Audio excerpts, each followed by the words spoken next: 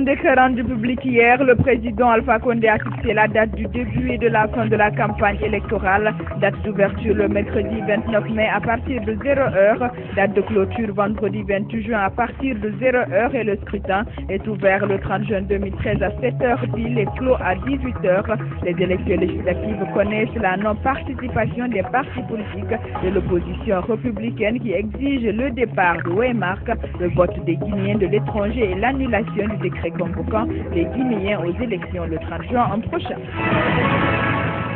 Les leaders de l'opposition républicaine ont animé mercredi une énième conférence de presse, une conférence de communication qui leur a permis de traiter à leur tour le bilan de la récente manifestation qui a malheureusement tourné au vinaigre. Le gouvernement semble opter pour le principe de précaution et tente de se montrer rassurant. Le ministre de la Sécurité et de la Protection civile a ainsi été démis de ses fonctions lundi soir. Son successeur se nomme Madifine Diané, accueilli à son arrivée à l'aéroport international Conakry-Bessia par des responsables de la police. Le nouveau premier a appelé à la responsabilité des citoyens et plaidé pour l'unité entre les Guinéens. Le gouverneur de la ville de Conakry a entamé mardi une tournée de sensibilisation et d'information dans les 5 communes de la capitale. C'est la commune de Ratoma qui a constitué la première étape de cette tournée. Commandant Sékou Resco Camara a prôné la non-violence pour le retour au calme après les violences de ces derniers jours. À propos des violences, le Bois exprime sa vive préoccupation quant à la situation sociopolitique qui prévaut dans le pays. Le président de la structure déplore le fait que les opérateurs économiques ne se sentent pas en sécurité. Il appelle le gouvernement à prendre ses responsabilités.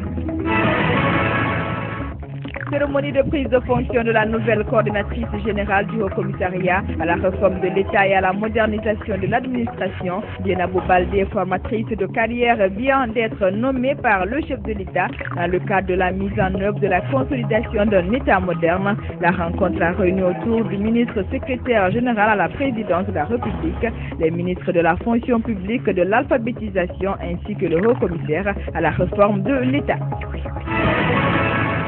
Les droits humains et la démocratie sur la table des débats mercredi à l'ambassade des États-Unis en Guinée, une initiative des anciens boursiers de cette instance diplomatique. Il est question de montrer l'importance du respect des droits humains dans un pays. Des journalistes et des représentants d'ONG de défense des droits de l'homme ont pris part à cette rencontre. Un atelier national des régions en République de Guinée s'est ouvert mardi au Palais du Peuple. Il est organisé par le ministère de l'Administration du Territoire et de la Décentralisation avec l'appui de la délégation de l'Union européenne en Guinée. S'étendant sur 2 jours, la rencontre regroupe secrétaires généraux, gouverneurs, préfets élus locaux. Il sera question pour les uns et les autres de faire la restitution de l'étude sur la création des régions en Guinée. À l'intérieur du pays, plus précisément à Porcaria, l'ONG Avocats sans frontières poursuit sa caravane de sensibilisation et d'information sur le droit et la justice en Guinée. Les sous-préfectures de Farmoya, de Moussaya et de Benti ont constitué la seconde étape de cette caravane. Les responsables de l'ONG ont mis l'occasion à profit pour mettre en relief les droits et devoirs des citoyens. Il a été question de la connaissance des notions élémentaires qui régissent la vie en société.